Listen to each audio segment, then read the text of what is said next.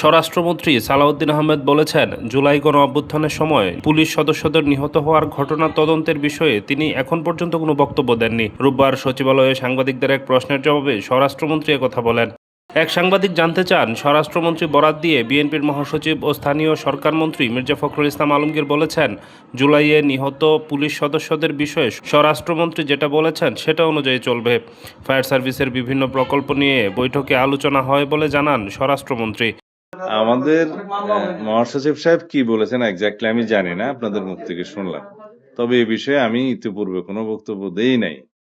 তবে আপনাদের নিশ্চয়ই জানা আছে, একটা সুরক্ষা অধ্যাদেশ নামে একটা অধ্যাদেশ অন্তর্বর্তীকালীন সরকারের শেষ দিকে জারি করেছে এবং তার ভিত্তি ছিল জুলাই জাতীয় সনদের অঙ্গীকার নামের একটি দফা।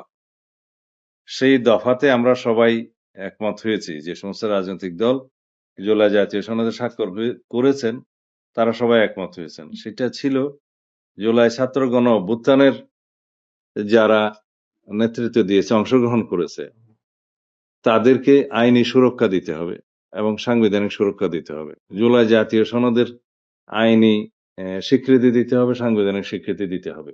এই সমস্ত অঙ্গীকার আমরা সই করেছি এবং অঙ্গীকারাবদ্ধ হয়েছি। তার আলোকেই আমরা যা কিছু সিদ্ধান্ত নেব।